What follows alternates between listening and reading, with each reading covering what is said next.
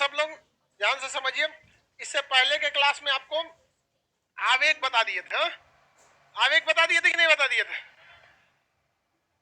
आवेग को इंग्लिश में इंपल्स कहते हैं। संवेग में परिवर्तन क्या कहलाता है? और संवेग परिवर्तन का दर दोनों सिद्ध करके बता दिए थे। क्वेश्चन था कि नहीं कुछ न्यूमेरिकल?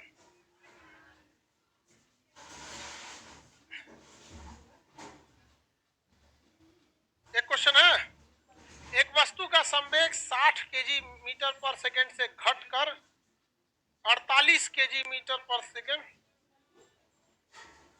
रह जाता है, तो आवेग बताइए। तो देखो भाई, आवेग बराबर होता है संवेग में परिवर्तन। संवेग में परिवर्तन, गधा परिवर्तन का दर कौन बोल रहा है? P2 माइनस M तो कॉमन होता है, M_V2 माइनस M_V1, यही ना M भी होता है, M तो चेंज नहीं होता, M कॉमन ले लें। सॉरी, खुदे दिया हुआ है P2 माइनस P1। बताइए संवेग कितना है? कितना भाई? 60 और 1 48 है। देखिए इसमें बड़ा से छोटा को बस घटा दीजिए, बाकी कोई फर्क नहीं पड़ता। कितना होगा? 12 केजी मीटर प्रति सेकेंड। उसमें थोड़ा सा मात्रक में साथ गड़बड़ लिख दिया है, आप तो होशियार हैं, तो थोड़ा सुधार लो ना बाबू, मिलीलीटर थोड़े होगा। ठीक है, उतना तो आप समझदार हैं। मिलीलीटर में कभी होगा? कोई दिक्कत? आप जी सूरदास लिखो, बना ली होगी नहीं? बन गया है, देखो लिखना चालू कर दिया, उसमें बना हुआ है। चौथा क्लास है तुम्हारा सूरदास? चौथा क्लास है, फिजिक्स का चालू किया है। चलो ठीक है, पढ़ो।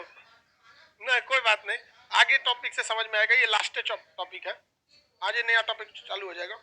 और भी एक क्वेश्चन है, एक ट्रक का संवेग 600 है। एक ट्रक का संवेग कितना है भाई?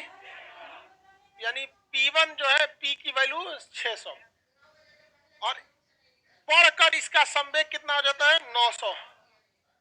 बताइए इसमें कितना टाइम लगता है? 2.5 मिनट। 2.5 मिनट समय लगता है। तो बताइए इसमें कितना बल लगा? कितना बल लगेगा? तो आप बताएं। बल बराबर, एक तो फॉर्मूला F बराबर M इंटू A होता है, ये तो गया काम से। संवेग परिवर्तन का दर, संवेग में परिवर्तन का दर, दर मतलब क्या होता है? समय से भाग देना, समय का दर। यानी क्या हो गया? संवेग परिवर्तन P2 माइनस P1 बटा टाइमिंग। P2 कितना है भैया? 900। P1 कितना है? 600। समय कितना है? 2.5 मिनट। मिनट को 60 से गुणा करेंगे, क्यों? सेकेंड से करना। क्यों गुणा किए हैं? सेकेंड से बदलने के लिए। इसमें घटाएंगे कितना होगा? 300। इसमें करेंगे 25 के 150, भाग दे दीजिए 2 बार में। कितनी बार में कटेगा? अब कितना बल लगेगा? बल है तो 2 न्यूटन। 2 न्यूटन। सबका बन गया होगा, इसमें सॉल्व भी करके रखा हुआ है। सॉल्व है कि नहीं है? अब इसके बाद क्या है? कोलिजन या टक्कर। हालांकि ये चैप्टर जो है ना, पढ़ना इसमें है भले, बट इसको पढ़ना है आपको इलास्टिसिटी के चैप्टर में, क्योंकि टक्कर 3 टाइप का होगा। या तो पूर्ण प्रत्यास्थ होगा, या अप्रत्यास्थ, या पूर्णतः अप्रत्यास्थ टक्कर होता है। 3 टाइप के टक्कर होते हैं। हालांकि इस चैप्टर में बस आप,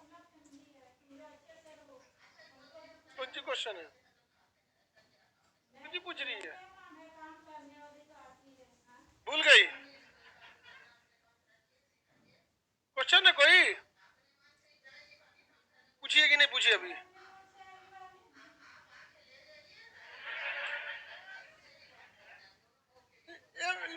बकलो लड़का आगे बैठ जाता है, बकलो लड़कियां बैठ जाती है।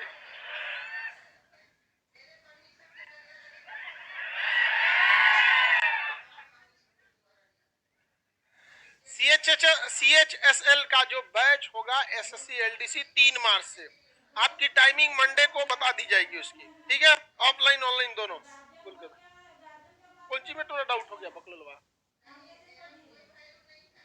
5 kg तथा 12 kg के दो गोले क्रमशः इतना 30 तथा 20 के वेग से टक्कर के बाद दोनों आपस में सट जाते हैं, तो द्रव्यमानवा जोड़ दो बाद में।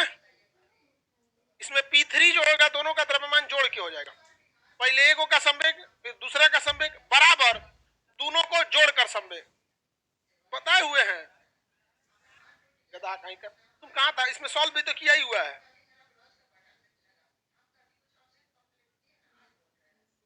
उसको देख लो, इसको बता देगी नहीं बता देगी, और उसमें सॉल्व भी किया हुआ है। गधा कहीं का। देखिए भाऊ, टक्कर 3 टाइप के होते हैं। या तो होगा प्रत्यास्थ टक्कर, इलास्टिक कोलिजन, जिसे फुली इलास्टिक कोलिजन भी कहते हैं। Elastic collision, non elastic, perfectly non elastic collision. प्रत्यास्थ टक्कर पहला,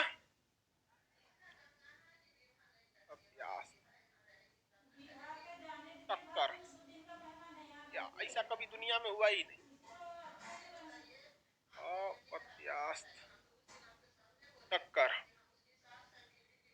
और पूर्णतः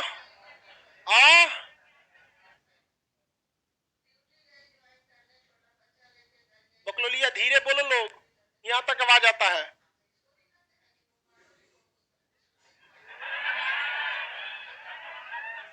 दुका बतिया रही है यहाँ, अपने जाने में धीरे ही बोलती है सब। देखिए क्या जी, टर्म्स दे, इंग्लिश में टर्म्स दे देते हैं, तो इसको आराम से बोलिए ना। उन्हें बोल रही है, वो टर्म्स देगी जिसको बोल रही है। हमको ना English terms and Hindi terms देना है।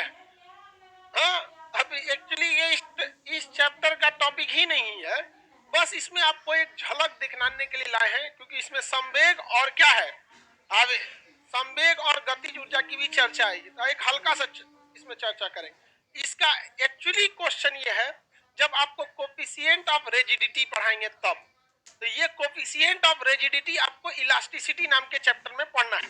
बहुत सिंपल चैप्टर होता है, कोई तामझाम नहीं है, पूरा फिजिक्स से अच्छा है, खाली ये वो चैप्टर में छोड़ के। और वाला M1 MLT का पावर 2 दिमाग खराब करता है, केजी मीटर पर सेकेंड, उसमें मजा नहीं आता है पढ़ाने में। इसमें आएगी तो समझाने में सही लगता है।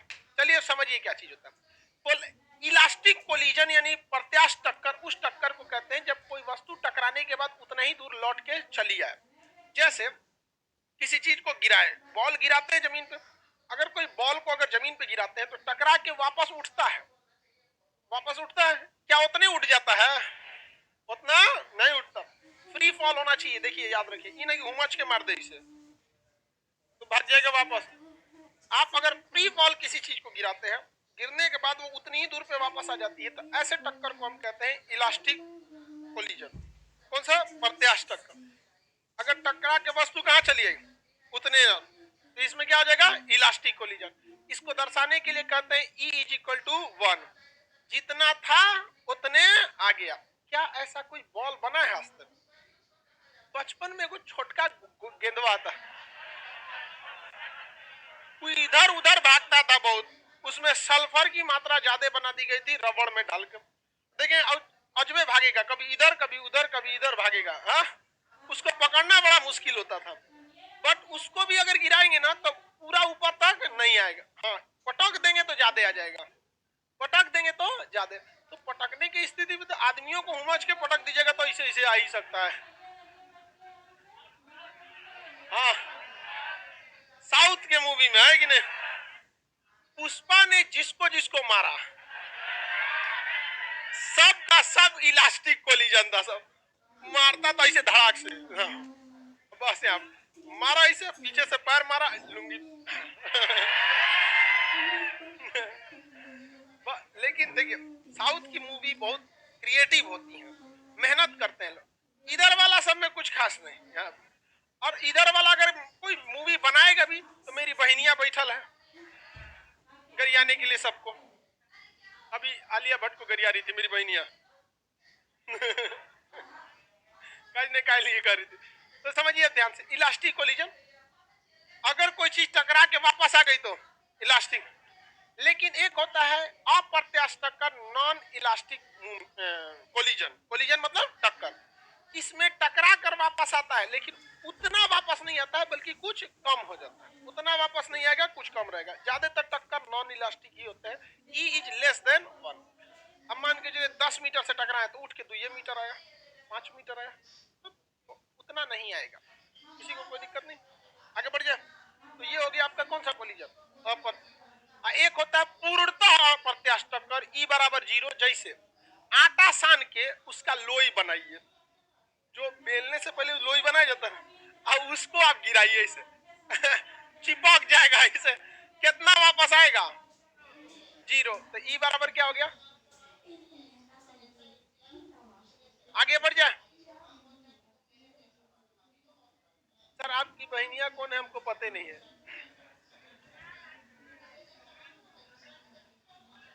चलो अब ध्यान से देखते हैं। अभी तो 2 तो बहन हो गई सब। एक तो पहले थी वो न्यूज वाली, अरे न्यूज वाली है वो, अरे वो लियाकत, रूबिका लियाकत। ओकरा सबसे देर चिंता हमरे नामे को लेके भी उसने भी जो बताया वो गलते बताया था तो अभी कितनी बहन हो गई? चलिए दोनों का लेवल देखते ही हैं। एक दिन वो जीडीपी पे बहस कर रही थी आगे बाबू समझिए, इलास्टिक कोलिजन कितने टाइप का? 3। वापस टकरा के उतना ही आया, प्रत्यास्थ टक्कर। थोड़ा कम हुआ तो उड़बे नहीं किया, तो उड़ता परफेक्टली नॉन इलास्टिक कोलिजन। ये आटा उटा सान के लटका। ज्यादातर कोलिजन कैसे होते हैं?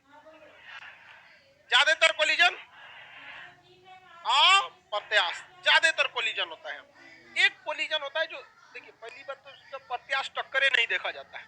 एक होता है सुपर इलास्टिक कोलिजन, मतलब टकरा के मारे ओकरों से ऊपर चल गया, 10 मीटर से गिरा है अब 12 मीटर उछल गया। ऐसा नहीं होता है। फेंकेंगे जब तक नहीं तब तक नहीं होगा। ऐसे छोड़ेंगे तो वापस तो उतना आइबे नहीं करता है, कम हो जाता है वहां। तो सुपर इलास्टिक कोलिजन होता ही नहीं है। लेकिन एक मानने के लिए क्या नहीं मान सकते, कुछ भी मान लीजिए आप लोग। ये हो गया। इसमें दूसरा क्वेश्चन पूछता है क्या चीज संरक्षित रहता है? तो जो संवेग होता है, क्या होता है? संवेग, वो क्या रहेगा? संरक्षित। इसमें भी संवेग संरक्षित। संवेग क्या रहेगा? संरक्षित। संवेग क्या रहता है? संवेग मटेरियल में थोड़ा सा कुछ कुछ आगे पीछे गड़बड़ लिख दिया है, ठीक है। इसमें गतिज ऊर्जा क्या रहेगा? संरक्षित। गतिज ऊर्जा संरक्षित रहता है। इसमें गतिज ऊर्जा संरक्षित नहीं रहेगा। इसमें भी गतिज ऊर्जा संरक्षित नहीं रहता है। किसी को कोई दिक्कत नहीं है। संवेग तीनों में क्या रहता है? संरक्षित। और गतिज ऊर्जा केवल एक में संरक्षित, बाकी में नहीं रहता है। जितनी ऊर्जा से जाएगा उतने से आएगा, तब ये ना पूरा वापस आ पाएगा। किसी को कोई दिक्कत नहीं है। टक्कर के वैसा टक्कर जो पूरी तरह से अपने स्थान पर वापस लौट आए, अब थोड़ा उठबे नहीं करे, थोड़ा भी किसी आदमी को उठा के पटकिएगा ना इसे लेके ऐसे, तो वो उड़ता अप्रत्यास्थ रहता है। पटके के बाद छटकता थोड़े, उठता है। फिर काय पटक लो हमके। किसी को कोई दिक्कत है? इसमें न्यूमेरिकल क्वेश्चन कैसे पूछता है? चैप्टर का नहीं है, खाली इसलिए इसको पढ़ा रहे हैं ना कि यहाँ संवेग और गतिज ऊर्जा आया है। अदरवाइज में ये इस चैप्टर का ही नहीं है। छोड़ दे, बस थोड़ा सा झलक दिखला देते हैं कि आपको आगे क्या पढ़ना है, ये ध्यान रहे। ये बॉल को गिरा है यहां से, ठीक है। इसके साथ 3 कंडीशन हो सकता है। या तो ये देखिए पूर्णता प्रत्यास्थ होता ही नहीं है, नहीं होता है पूर्णता प्रत्यास्थ, E = 1 नहीं होता। वो एकदम हाई, मतलब एकदम आदर्श कंडीशन है कि ऐसा होता। और ये तो एकदम कोई चीज रहेगी सुघट चीजें जिसमें इलास्टिसिटी ही ना हो, जैसे बालू हो गया, ये सब चीजें हो गए। उसको गिराएंगे तो ये थोड़ा भी उठेगा नहीं, वहीं पे सट के रह जाएगा। ज्यादातर केस फॉलो होता है अप्रत्यास्थ टक्कर, यानी कुछ वैल्यू कम होती है। यहाँ से इस बॉल को हम क्या करते हैं? नीचे गिराते हैं, और नीचे टकराने के बाद ये बॉल ऐसे ऊपर उठ जाता है। ऊपर उठने के बाद ये बॉल 100% तो ऊपर जाएगा नहीं, वरना क्या हो जाएगा? प्रत्यास्थ टक्कर हो जाएगा और सटले रह जाएगा। तो क्या हो जाएगा? हाँ, पूर्णता प्रत्यास्थ। ये कौन सा टक्कर है? कौन सा टक्कर है? अप्रत्यास्थ टक्कर है, किसी को कोई दिक्कत नहीं है। इसमें क्या क्या पूछ सकता है, सुनिए ध्यान से। कहेगा कि इसका वेग इतना था, भाई कितना वेग से गया, ये पूछ सकता है कि 5 मीटर के हाइट से गिराया गया तो भाई कितना मीटर उछलेगा, दूसरा ये पूछ सकता है। इसका संवेग इतना था तो टकराने के बाद संवेग कितना होगा, समझा गया कि नहीं आएगा। अगर इसकी गतिज ऊर्जा इतनी थी तो इसकी गतिज ऊर्जा कितनी होगी, यही तो चाहिए क्या पूछ सकता है, और कौन सी पूछेगा। पहले आपको पता होना चाहिए कि कितना तुम पूछ सकता है, लेकिन इन सब के पूछने के बाद सबसे जरूरी हो जाता है कि कोफिशिएंट ऑफ रिजिडिटी होनी चाहिए। जैसे हम आपसे एक सवाल पूछते हैं, एक्चुअली आप लोग को ना कोफिशिएंट ऑफ रिजिडिटी ऊपर से जाता होगा, और वो खतरनाक बोलेंगे हिंदी हो जाएगा तो दृढ़ता गुणांक।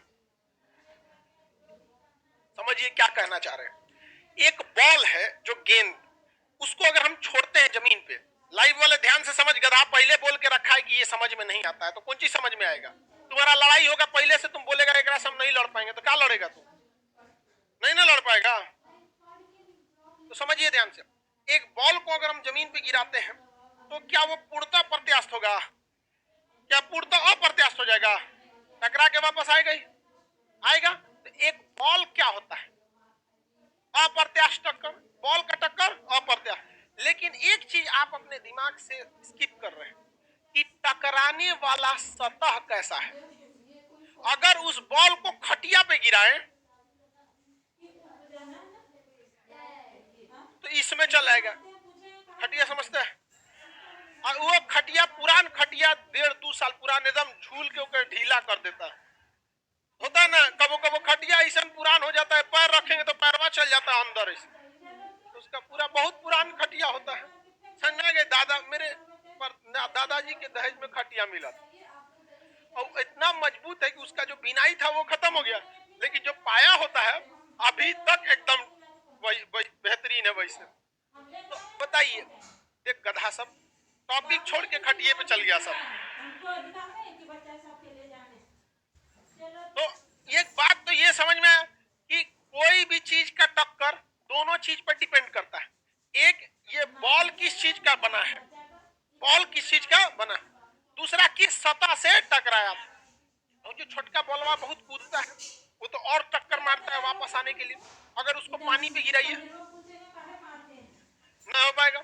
इसका मतलब जो है कितना रिस्ट्रिक्शन ये दे रहा है सतह, रिस्ट्रिक्शन मतलब विरोध कितना कर रहा है, कितना दृढ़ है, कितना क्या है, दृढ़ है। तो दृढ़ता गुणांक भी आपका मायने रखता है। कोफिशिएंट ऑफ रिजिडिटी, कितना रिजिड है, रिजिड मतलब नहीं देखते हैं और अपने जगह पे हिलवे नहीं करके, बहुत रिजिड आदमी है जी, उसको फिजिक्स में कहते हैं E, coefficient of rigidity is very high. Physics में कोई घुसवल आदमी रहे जो बतिए ना सुने, उसे क्या कहा जाता है, कोफिशिएंट ऑफ रिजिडिटी। डिपेंड करता है कि उस सतह की रिजिडिटी कितनी है, मतलब डिपेंड करेगा कि नहीं करेगा। ये रिजिडिटी पढ़ना है आपको इलास्टिसिटी नाम के चैप्टर में, इसीलिए ससुरा ये चैप्टर यहाँ समझ में नहीं आएगा, और निकालना बड़ा सिंपल होता है। निकालना क्या होता है, सिंपल होगा। कैसे सिंपल हो जाएगा, बहुत ध्यान से समझिए। बस आपको कोफिशिएंट ऑफ रिजिडिटी को ई से दिखाते हैं, ये बस पता होना चाहिए। एक्चुअली ये एग्जाम में क्वेश्चन में ही दे देता है, जैसे कैसे जी का वैल्यू दे देता है या किसी चीज ई दे देता है, बाकी सारा चीज का निकालना आसान हो सकता है। चार ही चीज इसमें पूछ ही सकता है, टकराने के बाद कितना हाइट पे उठेगा, टकराने के बाद कितना वेग से उठेगा, और जब वेग आ गया तो दो चीज उसके साथ फ्री आएगा, संवेग और गतिज ऊर्जा। वेग आया तो फ्री में दो चीज लाएगा, संवेग और गतिज ऊर्जा। टकराने के बाद कितना ऊपर उठेगा, यही ना पूछ सकता है जी, कितना ऊपर उठ सकता है। एक क्या पूछ सकता है, हाइट, दूसरा वेलोसिटी, संवेग और गतिज ऊर्जा। भैया वेग आएगा ना तो दो को फ्री में ले आएगा, आएगा कि नहीं आएगा। लेकिन आपको एक चीज पता होना चाहिए, इस सतह का कोफिशिएंट ऑफ रिजिडिटी कितना है, किस चैप्टर में जाके पता चलेगा, इलास्टिसिटी प्रत्यास्थ चैप्टर से जाके आपको ये पता चलेगा।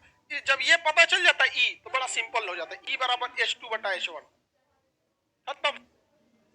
मान के चलिए कह देगा कि इलास्टिसिटी कितना है 2, कोफिशिएंट ऑफ रिजिडिटी कितना है 2, ये एग्जाम में दिया रहेगा क्वेश्चन, और कहेगा 20 मीटर की हाइट से उसे छोड़ा गया था, तो कितना होगा 20 बटा सॉरी H2 ना निकालना क्या है H, कितना के हाइट से छोड़ा गया 20, कितना हो जाएगा 40। ये तो सोचो सुपर इलास्टिक हो गया। लेकिन इलास्टिक ये जो होता है हमेशा किस में रहता है, दशमलव में रहेगा। ये कभी भी ये किस में रहता है, दशमलव। क्योंकि आप देखिए ई की वैल्यू कभी भी देखिएगा या तो एक रहेगा या एक से कम या जीरो। यहाँ उटपटांग आंसर क्यों आया है, दो रख दिए, क्या रख दिए, दो रख दिए, जबकि वहां ऐसा नहीं होता। तो आप निकाल सकते हैं कि नहीं निकाल सकते। ऐसे ये क्वेश्चन बड़ा टफ लगेगा, 60 मीटर से गिरा या कैसे ऊपर जाके कितना निकालना, बड़े बड़ा सिंपल है, देख रहे हैं S2 माइनस S2 वेग निकालना है तो under root V2 minus V1, कितने वेग से फेंके थे और कितना वेग आएगा, इस फॉर्मूला से निकल जाएगा। इस फॉर्मूला में कोई दम है, आपको ई का वैल्यू निकालना है कि दिया रहेगा, दिया रहेगा। यहाँ देखिए अगर आपको ये दे दिया संवेग निकालना है तो P2 माइनस P1, P2 बटा P1, गतिज ऊर्जा निकालना है अंडर रूट K2 बटा K1। पूछो पूछो बता देगा आदमी। इस चैप्टर में बहुत ज्यादा दम नहीं है, कहाँ पढ़ेंगे इसको, इलास्टिसिटी। अब आगे बढ़ जाए, किसी को समझ में आया, नहीं भी आया कोई दिक्कत नहीं, उस समय समझा देंगे। वो चैप्टर, ये अगला चैप्टर कौन सा है, अगला चैप्टर है, आपको पीडीएफ मिला है कि नहीं अगले चैप्टर में, नहीं मिला है, चलिए आज समझा देते हैं, कल इसका पीडीएफ दे देंगे। फोर्स मंडे को दे देंगे इसका पीडीएफ, फोर्स बल,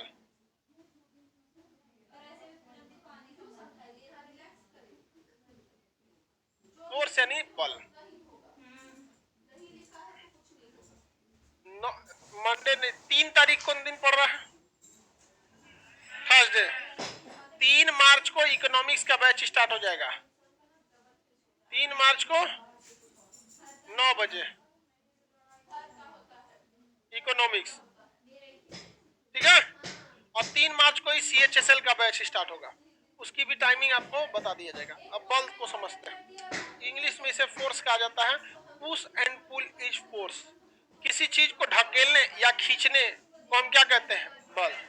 इसको और मिर्च मसाला लगाएंगे तो बल वह धक्का या खिंचाव है जो किसी वस्तु के अवस्था में परिवर्तन ला देता है या लाने की कोशिश करता है। लड़का पगला गया, क्या कह रहा है रे, इसलिए कुछ नहीं। Push and pull is force, या तो खींचेंगे या तो ढकेलेंगे, ये क्या हो जाता है, बल। इसी चीज पे डिपेंड होता है। आप किसी चीज को घिरनी की तरह घुमाइएगा भी ना, तो आप घुमा नहीं रहे, उसको खींच रहे हैं। आप ध्यान दीजिएगा उधर किसी चीज को ऐसे रस्सी में घुमाएंगे ना तो उसको अपनी ओर खींचते हैं, जिसे केंद्रीय बल कहते हैं, अभिकेंद्र बल कहते हैं। अब वो बाहर की ओर खिंचाना चाहता है। Push and pull is force. Force कई टाइप के हो सकते हैं, बल की कई सारी चीजें हो सकती है, जैसे इलेक्ट्रिक बल, वो भी एक तरह का फोर्स है। चुंबकीय बल, गुरुत्वीय बल, नाभिकीय बल, बहुत सारा चीज क्या है, बल है। जिसमें सबसे पावरफुल जो बल होता है वो नाभिकीय बल होता है। बल में क्या चीज होता है कि कितनी मजबूती से वो पकड़ा है, टूटने के बाद उतने तगड़ा मारेगा आप। जैसे रबड़, रबड़ देखते हैं, उसको खींचते हैं और जिस दिन टूटेगा, ऐसे खींचने के बाद टूटेगा जब, उतने तेज इधर चोट लगेगा, लगेगा कि नहीं लगेगा, क्यों, क्योंकि कितना मजबूती से पकड़ा है। जितना मजबूती से पकड़ा रहेगा, टूटने के बाद उतना तगड़ा तोड़ेगा आपको। जैसे कटीला तार खेत वगैरह के बाद निकालिए, उसको 2 आदमी मिल के पिलास से पकड़ के खींचो इसे, टूटने के बाद टूट गया अगर तो काट देगा यहाँ पर। उसी तरह नाभिकीय जो चीजें होती है, न्यूक्लियस, वो बहुत ही मजबूती से पकड़ी रहती है, वो छोड़ती ही नहीं। इनको छुड़ाने के लिए एक न्यूट्रॉनों की बौछार इस पे करा दिया जाता है, जिस वजह से ये जब बिखरती है तो परमाणु बम का रूप ले लेती है, पूरी तरह से तबाही ला देता है। तो सबसे मजबूत बल नाभिकीय बल, और सबसे कमजोर बल गुरुत्वीय बल। गुरुत्वीय बल सबसे कमजोर बल, इससे ज्यादा कमजोर बल नहीं है। बल कभी कभी संतुलित भी होता है और कभी कभी बल असंतुलित होता है, बैलेंस और इनबैलेंस हो जाता है। बैलेंस रहेगा तो कोई भी चीज स्टेबल रहेगी, इनबैलेंस हुआ तो कोई भी चीज गिर जाएगा। जैसे किसी को आप ढकेल रहे हैं तो ये बल है, लाइन लगा हुआ है, किसी को ढकेल रहे हैं, चलो भाई चलो, तो क्या है, बैलेंस, वो उमड़ के ढकेल दिया, बैठ दिया, ये कोई बहुत बड़ी चीज नहीं है। बल किस चीज के विरोध में काम करता है, तो इनर्शिया के।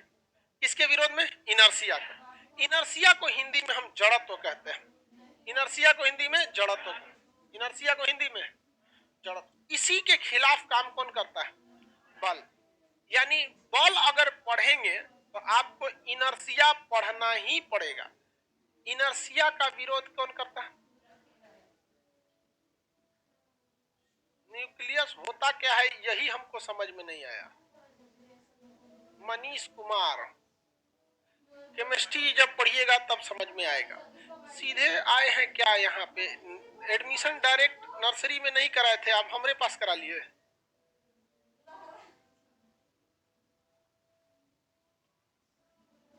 आगे बढ़े, चलिए ध्यान दीजिए।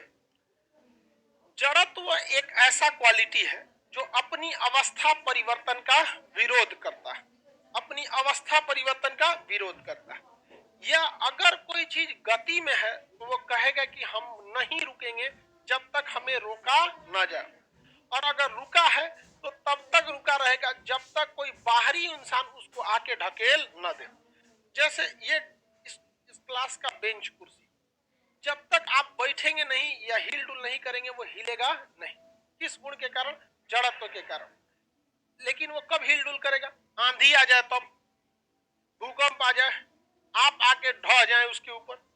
यानी कोई ना कोई एक्सटर्नल चीज चाहिए, और जो एक्सटर्नल चीज है उसी को कहा जाता है फोर्स। उसी को क्या कहा जाता है? फोर्स। वही आके उसको क्या कर सकता है? अवस्था में परिवर्तन कर सकता। लेकिन जब वो अवस्था में परिवर्तन करेगा तो वो उसका क्या करेगा? विरोध करेगा। करना होंगे। कोई ट्रक है, क्या ट्रक आगे जा सकता है? नहीं। आप उसको ढकेलेंगे तभी जाएगा, वो अपनी अवस्था परिवर्तन का विरोध करेगा। कोई साइकिल है, मान के चलिए क्या साइकिल है, खड़ा है, आप कहेंगे कि ए साइकिल चलो चलो, चलेगा? कहेगा कि जड़त तो पढ़ के आओ, जड़त ना जीतो। तो आप उसको क्या करेंगे? ढकेलेंगे। उंगली से ढकेलेंगे तो जाएगा? इतना से कुछ ना होगा। उसको बढ़िया से क्या करना पड़ेगा? ढकेलना पड़ेगा। समझ में आ गया कि नहीं? तो जड़त तो किसी भी चीज की अवस्था का क्या करता है? विरोध करता है। वो रुका है तो क्या रहेगा? रुका ही रहना। ये बताइए जड़त तो किस चीज पर डिपेंड करता होगा? गुरुत्वाकर्षण? गलत। क्या चीज हो, क्या करेंगे कि जड़त्व बढ़? देखिए एक बात बताइए, जड़त्व का बढ़ना अच्छी बात नहीं है, क्योंकि जड़त्व ज्यादा हो गया तो बल ज्यादा लगाना पड़ेगा। तो किस चीज पे डिपेंड करेगा? मास पर। किस पर डिपेंड करेगा? मास पर। जितना चीज ज्यादा भारी वो उतने अपने अवस्था पे खड़ा रहेगा। ढकेलेंगे फर्क नहीं पड़ेगा। साइकिल को ढकेलिएगा ढकला जाएगा, मोटरसाइकिल नहीं ढकलाता है। ट्रक जकरो बोल ढकला जाएगा। ट्रेन नहीं। जितना ज्यादा मास होगा उतने ज्यादा उसका जड़त्व होगा। आपके लॉज में जो पतला लड़का होगा उसको कहिएगा चलना बाजार में चाय पिला के लाते हैं, उसको चौकी पे से उठा ले जाइएगा। और कोनो हैवी रहेगा एकदम डबल एक्सेल, उसको घींचिएगा तो वापस घींच देगा, इधर आओ तुम। तुम्हारा कौन जी बुलाता है यहाँ पे? समझा? हम लोग के साथ एक लड़का पढ़ता था, बहुत मोटा था, वो इतना कोढ़िया था। एक दिन बुलाए, भाई भाई भाई, हम क्या हुआ? बोलना, सुनना जल्दी है। क्या है? कहा कि पानी देना। तो हम कहे कहाँ रखा है बोतल? कहा चौकिया के नीचे है। मतलब चौकिया के नीचे हाथवा डालता तो उसको मिल जाता। अरे स्टूडेंट लाइफ में ऐसा ही ना होता है, वो चौकी रहता है, उसके एक पाया पे आदमी पानी उनी का कुछ रख देता है, ऐसे कोनवा के साइडवा रख देता है, वो उठा के नहीं पीता था। अब बहुत भयानक था, उसमें जड़ा तो बहुत ज्यादा था। समझ में आ गया कि नहीं? तो कोई भी चीज अगर बहुत हैवी हो जाएगा तो उसमें जड़त तो क्या हो जाएगा? जड़त में एक और खराबी होती है, अगर गलती से उछल दिया ना तो रुकबो नहीं करेगा। एक तो चल नहीं रहा था और उसके बाद रुकबो नहीं करेगा। जैसे कोई हल्का आदमी है, उसको खींच के दौड़ा दीजिए, इससे दौड़ जाएगा। और रोकना है तो भाई भाई भाई रोक दो, रोक देंगे हम। लेकिन मोटा आदमी में समस्या समझ, एक तो दौड़ाएंगे तो जल्दी दौड़ेगा नहीं, चल अरे छोट छोट छोट, और दौड़ा दिए और वो दौड़ गया और आगे से रोकने आएंगे तो कचा के चल जाएगा। समझ आ गया कि नहीं? तो जड़त्व तो जो होता है, इनर्शिया डायरेक्टली प्रोपोर्शनल किसके होता है? मास के। द्रव्यमान यानी मास के वो डायरेक्टली प्रोपोर्शनल होता है। समझ में आ गया कि नहीं? यही वजह है कि अगर आपके सामने से कोई साइकिल आ रहा है तो आदमी अक्सर देखते हैं साइकिल अगर आ रहा होता है तो बिना झिझक रोड क्रॉस कर देता है। ए भाई आराम से, क्योंकि उसको पता है कि ठोकबो करेगा तो हाथ लगाएंगे तो रुक जाएगा, क्योंकि उसका मास क्या है, कम है। लेकिन अगर वही मान के चलिए कोई मोटरसाइकिल वाला है और उसको हाथ लगाएंगे नहीं, झटका मार देगा, हाथे तोड़ देगा। और ट्रक वाला है तो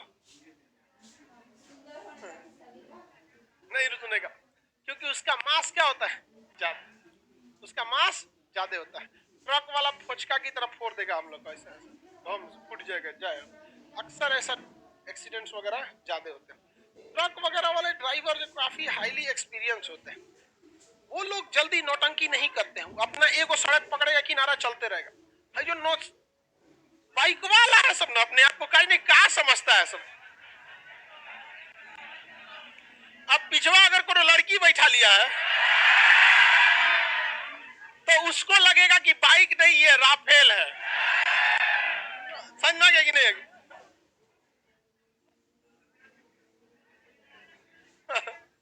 कहीं कहीं ले जाके पटक देता है सब। सब थुथुर उथुर बिगड़ जाता है, दांत बाहर निकल जाएगा, छज्जा ऐसे ले।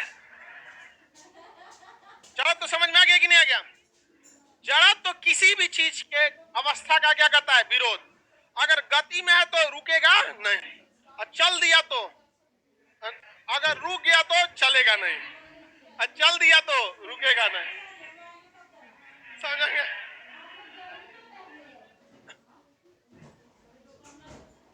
ये क्या हो गया भाई, जड़त्व हो गया। जड़त्व के कई सारे दैनिक एग्जाम्पल होते हैं, हर चीज का जड़त्व अलग अलग होता है। जैसे कोई रुमाल उमाल है जी, चिरकुट वगैरह कुछ नहीं है, है? हाँ हाँ वही चाहिए। हाँ नहीं नहीं, इसको ऐसे ऐसे पोछा लगाओ, बढ़िया से लाओ, साफ मत करना, लाओ। अब इसमें देखिए, इसमें ना धूल भी है और ये रुमाल भी है। इसको हम अभी रुमाल भी है और धूल भी है, बताइए किसका द्रव्यमान ज्यादा है? इसका कम, मतलब दोनों का जड़ तो अलग अलग होगा। लेकिन हम पकड़े किस पर हैं, रुमाल को। अब फ्री कौन है, धूल। रुमाल कह रहा है कि हम किसी भी हाल में झुकेंगे नहीं, क्योंकि इसके पास भी अपना जड़त्व है। और जो धूल है वो भी कह रहा है कि हम भी अपने जगह से हिलेंगे नहीं, लेकिन हम पकड़ किसको लिए, हिला देंगे किसको, रुमाल। अब पता नहीं चलेगा किसको, धूल। धूल वहीं रह जाएगा और रुमाल हट जाएगा। हो गया कि नहीं हो गया। जब आप कभी भी किसी कंबल वगैरह को झाड़ते हैं तो कंबल वगैरह को पता ही नहीं चल पाता है, इसमें से धूल गर्दा क्या हो जाता है, निकल जाता है, पूरा धुआं धुआं हो जाता है। ये किसके कारण हुआ, जड़त्व के। क्योंकि आप पकड़े थे किसको, रुमाल। हाँ रुमाल अपना दम भर जड़त्व तो लगाया था, लेकिन मच दिए, कहा कि अब क्या करें। तो धूल कहता है कि हमको छोड़ दिया, हम कौन चीज छोड़ दिए, पटक रहा है अपने, तो हम क्या करें हम। तो वो अपने जगह पे अपना जड़ से लगाते रह गया, समझा गया कि नहीं गया। तो ये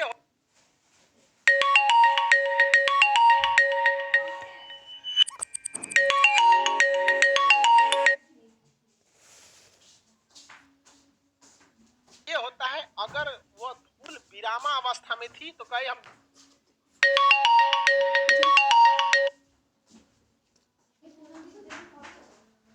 विरामा में रहेंगे, भले गिर जाते हैं, बार हो गया। यही प्रयोग करता है आदमी। अभी आप लोग का कंबल उम्बल जितना सब अब रखेंगे,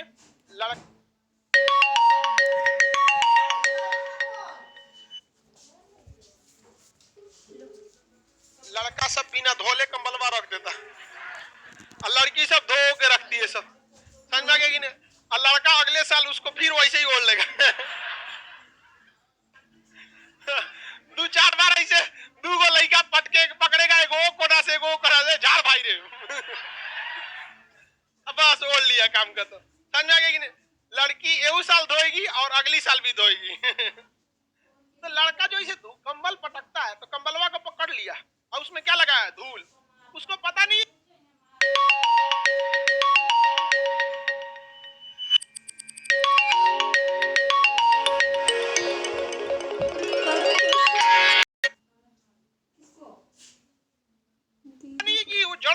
आराम लगा रहा है, वो दोनों पकड़ के कंबल को पूरा हिलाएगा सब, ताकि कंबल का क्या हो जाए, गति में आ जाए और धूल को गति नहीं मिले, क्योंकि दोनों सटा हुआ नहीं है, बस एक दूसरे के ऊपर धूल चिपका है, हल्का सा मजबूती से नहीं पकड़ा, एगो गति करेगा एगो चुपचाप रहेगा तो गिर जाएगा वहां पे, या डंडा से पीट दीजिए, डंडा से पीट दीजिए वहां, तो धूल क्या हो जाता है, निकल जाता है। जब कभी हम मोटरसाइकिल पे बैठते हैं तो हमारा कमर वाला हिस्सा मोटरसाइकिल के साथ जुड़ जाता है, उसको बैठ के आदमी ऐसे बैठ जाता है तो कमर से नीचे का हिस्सा मोटरसाइकिल के साथ जुड़ जाता है, जबकि ये ऊपर का हिस्सा फ्री रहता है, इसको पता ही नहीं है। और मोटरसाइकिल अचानक जब चलती है ना, तो ये तो चल मोटरसाइकिल के साथ जुड़ा था, ये चल दिया, अब ऊपरा वाले को छोड़ देता है, ये चल जाता है आगे, वो हो जाता है, इससे समझ में आ गया कि नहीं आ गया। इसीलिए इस कमर के हिस्सा नीचे और ऊपर जोड़ने के लिए बाइक के सीट के पास एक हल्का सा देखिएगा, इसे सीट रहेगा ना मोटरसाइकिल का, तो इसे लोहा उठा देता है, इस टाइप का इसे उठा देता है यहाँ पे, ताकि वो दोनों को क्या कर सके, कनेक्ट कर सके यहाँ पे, और जो फोर्स है वो इक्वल डिवाइड कर सके। और केवल वही हटा दीजिएगा ना, गिर जाएगा, नहीं रहता तो गिरा देता है ले जाके, किसी किसी में नहीं, क्योंकि वो कमर के नीचे का हिस्सा क्या था, बाइक के साथ जुड़ा हुआ था, बाइक का इंजन ताकतवर, कमर के धक खींच के लेके चल गया, वो आदमी ऐसे लटक गया, फिर लोगों को पकड़ लेता है आराम से रहे, नहीं समझ आया। और लड़की सब दुखीगन बैठ जाती है सो ऐसे करके, वो अजबे बैठती है सब, एक के और करके ऐसे बैठ जाएगी।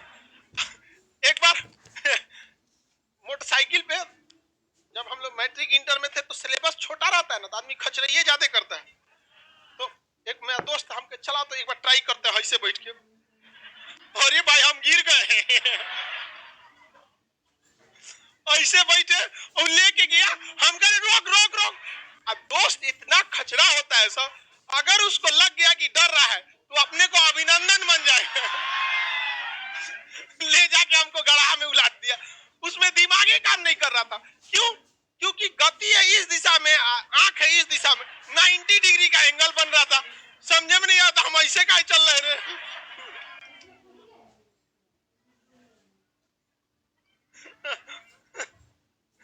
कैसे बैठ जाती है सब लड़की सब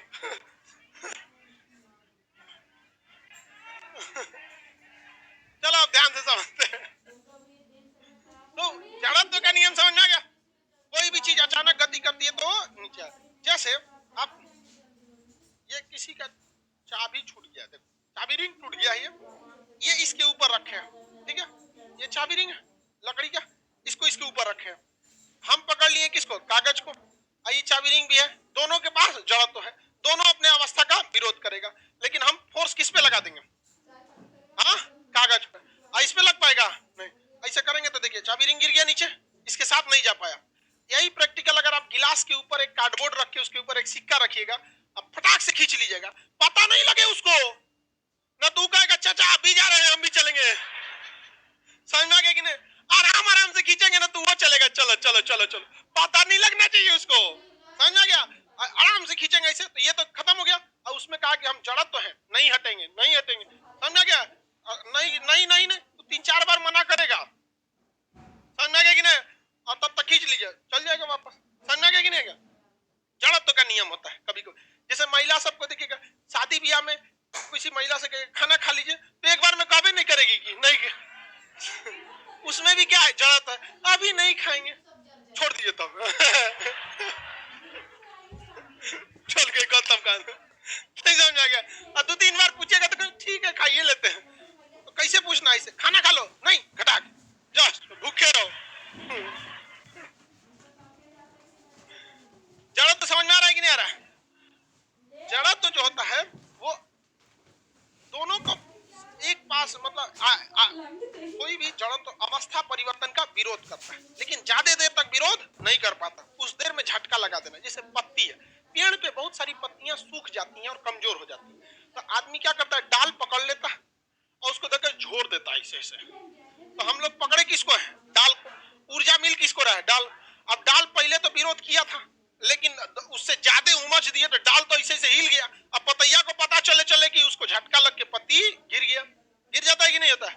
अब बहुत सारे फल को भी आदमी ऐसे तोड़ लेता है, आम वगैरह हिला उला के, हाँ बैर का पेड़ वो सब, बैर जामुन जो तोड़ना है तोड़ो,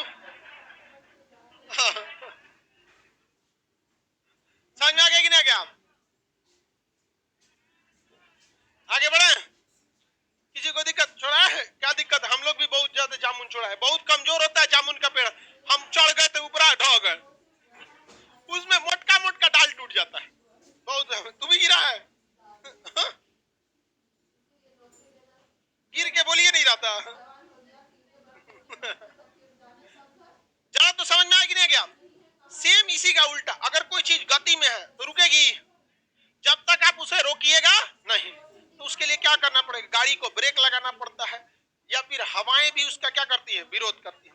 तो जड़त्व तो वह गुण है जो अपनी अवस्था परिवर्तन का क्या करता है, विरोध करता है। अगर गति में है तो गति में रहेगा, और अगर स्थिर है तो स्थिर। गति में अपनी अवस्था परिवर्तन के विरोध करने के गुण को हम क्या कहते हैं, इनर्शिया या जड़त्व। इसी जड़त्व के विरुद्ध हमें क्या लगाना पड़ता है, बल। चाहे आप रोकने के लिए बल लगाइए या फिर ढकेलने के लिए बल लगाइए, गति में है तो भी बल लगाइए, रुका है तो भी बल लगा के उसे ढकेलिए। यहाँ पर किसी को कोई दिक्कत नहीं है, आगे बढ़े।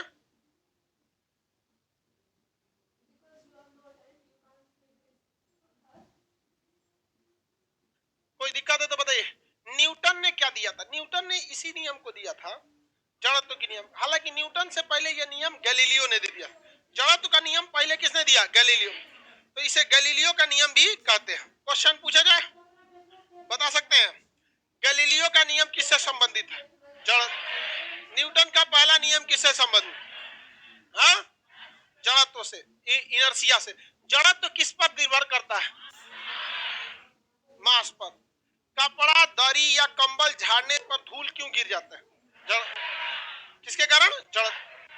अचानक गाड़ी चलने से यात्री पीछे क्यों झुक जाता है, हाँ, जड़त्व के कारण।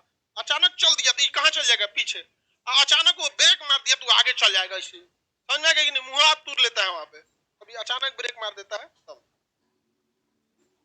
कांच में पत्थर मारने से कांच फूट जाता है, जबकि गोली मारने से उसमें छेद होता है, किस कारण, जड़त्व।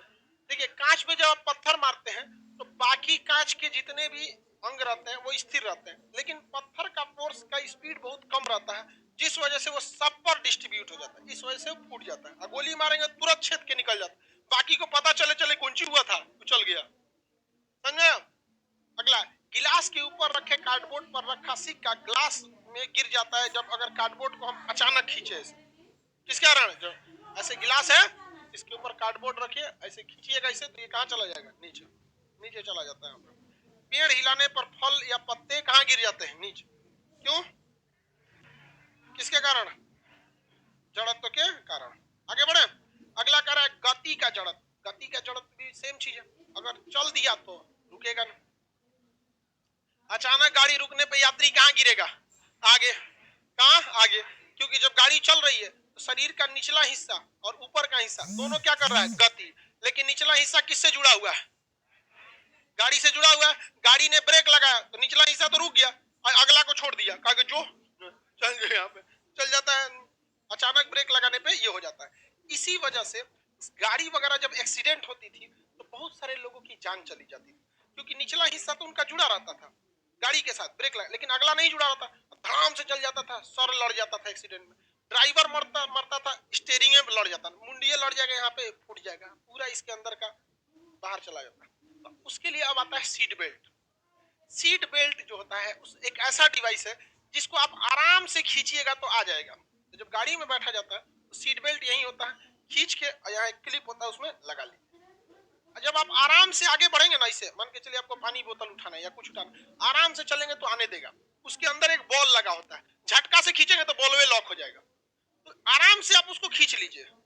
आप सोचिएगा जल्दी में सीट बेल्ट पहन ले तो लॉक हो जाएगा, जल्दी मतलब हम एक्सीडेंट समझते हैं, वो इसीलिए उसको बनाया गया, उसको आराम से खींच के, आराम से खींच के बंद कर। जब भी गाड़ी में एक्सीडेंट होगा आप झटका में आगे जाएंगे, जैसे झटका में गए तो उसमें एक बॉल लगा होता है, और बॉल पटाख से ऊपर जाके क्या करता है, लॉक कर देता है। तो आप आगे नहीं जा पाएंगे, इतने पे रुक जाएंगे। और सामने एक एयर बैग होता है, एयर बैग जो होता है उसमें, तो वो एयर बैग में पूरी तरह से आधे सेकेंड से भी कम समय में उसमें पूरा का पूरा हवा भर जाता है। आप आगे गए नहीं, अगवा इतना बड़ा हवा भर के तकिया बना देगा, उसी में बच के सुरक्षित रह सकते हैं। समझ में आएगा कि नहीं। लेकिन एयर बैग तभी खुलेगा जब सीट बेल्ट लगा रहे। समझ में आएगा कि नहीं आएगा। सीट बेल्ट नहीं लगा रहेगा एयर बैग, एयर बैग जरूरी है। अब हर गाड़ियों में अब मैंडेटरी हो गया है आगे वाले के लिए, जबकि यूरोप वगैरह में 6 एयरबैग कंपलसरी होता है सबकी सुरक्षा को ध्यान में रख के। भारत में तो कई गाड़ियां हैं थोड़ा भी सुरक्षित नहीं है, और जो गुंडवा किडनैप करता है सब, जिसमें दरवाजा सरका कैसे, पुष्पा जो खरीद के ले आता है ललका ओमनी, वो तो थोड़ा भी सुरक्षित नहीं है। यहाँ ड्राइवर है, यही शीशा लगल है, एक्सीडेंट होगा सीधे ही चपा जाता है इसे, यहाँ पे बहुत खतरनाक था। और वो गाड़ी मतलब बड़ी ज्यादा चलाने में इजी है, इजी इसलिए है कि ड्राइवर यहाँ है और यहीं पे शीशा है, अगवा कुछ है ये नहीं है, उसको दिखता है कहाँ से गड़िया मुड़ जाएगा, इसे मोड़ लेता है कोनो गली में। और जो कार होता है ड्राइवर यहाँ है और थुतुर हुआ है, ओके दिखबे नहीं करता है, और लड़ा कि नहीं, देखो बाबू लड़ गया कि नहीं है समझा। दूसरा दरवाजा खोलेगा तो इतना जगह लेगा, उसमें कौन चीज सरकाया, चलो रिवल्ली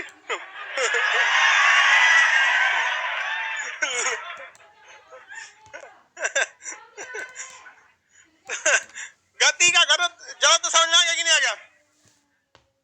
अचानक गाड़ी रुकने से आदमी क्यों आगे झुकता है, गति का जड़। तेजी से दौड़ता हुआ धावक अचानक रुकता है तो गिर जाता है, सही बात, क्योंकि गति का जरूरत है।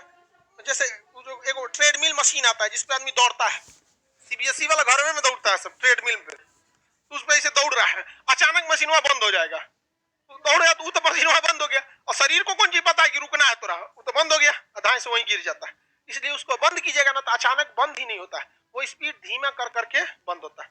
बहुत तेज दौड़ेंगे अचानक नहीं रुक सकते, वरना क्या हो जाएंगे, गिर जाएंगे, वहां पे गिर जाएंगे। घोड़ा जो होता था, घोड़ा पहले के जमाने में अचानक दौड़िएगा तो वो भी गिर जाएगा, तो सोचो अपना आगे वाला पैरवा उठा के कैसे ऐसे हल्ला करने लगेगा, सोचो जड़ा तो लग रहा है रे, छोड़ हमरा लगाम समझा। तो वो सब किसका एग्जाम्पल है, गति के जड़त का। लंबी कूद से पहले एथलीट कुछ दूर दौड़ जाता है, क्यों दौड़ जाता है, देखिए लॉन्ग जंप में देखिएगा बहुत दूर तक दौड़ता है ताकि वो गति का जड़त बना सके। अचानक छलांग मार के अपना हाथ पैर रोक लेता है, तो वो जो गति का जड़ उसके शरीर को रोकने ही नहीं देगा, अब वही ले जाके उसको क्या कर देगा, आगे फेंक देता है। समझ में आया कि नहीं आएगा। गलती क्या करता है लॉन्ग जंप में, पैरवा अगवा करके फेंक देता है, हाथवा पिछवा 2 फीट में गिरा देता। भाई जब तुम लॉन्ग जंप मार रहे हो तो पूरा शरीर उधर फेंकने की कोशिश करो। लड़का सब दरोगा के एग्जाम में या फिजिकल किसी में पैरवे फेंक देता है अगवा, हाथवा इधर गिरा देता है, पूरा शरीर उस साइड फेंकना चाहिए। तो ये जड़त्व के लिए होता है। जड़त्व का पहला एग्जाम, जड़त्व में पहली जानकारी किसने दिया, गैलीलियो। लेकिन गैलीलियो उतना अच्छा से नहीं बता पाया जितना अच्छा से न्यूटन ने बता। बात इस बात की नहीं है कि आप जानते क्या है, ये है कि आप बता कितना पाते हैं, समझ गए नहीं। यही तो दुनिया समझना चाहती है, वरना आदमी आप क्या जान रहे हैं बोलिए नहीं पाए तो कौन जान रहा है आपके बारे में। तो न्यूटन ने बहुत बेहतरीन ढंग से इसको समझा दिया। तो जड़त्व के नियम को, इनर्शिया के नियम को, या तो आप गैलीलियो का नियम कहिए या तो न्यूटन का फर्स्ट लॉ, न्यूटन का फर्स्ट। न्यूटन का प्रथम नियम किससे संबंधित है, जड़त्व से संबंधित। किसे, जड़त्व से संबंधित।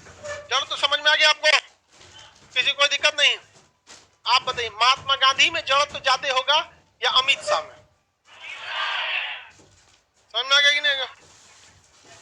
डिपेंड करता है किस चीज पे, मास, मास पर डिपेंड करता है।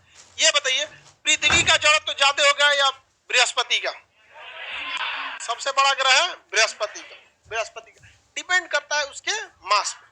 अब न्यूटन का सेकंड नियम जो होता है वो संवेग पर आधारित है। किस पर है, संवेग। बताइए संवेग पढ़े कि नहीं पढ़े, तो न्यूटन का सेकंड नियम भी निकल जाएगा। न्यूटन का थर्ड नियम एक्शन रिएक्शन पे, वो भी निकल जाएगा। उसके बाद ग्रेविटी पढ़ेंगे, आगे का क्लास मंडे को।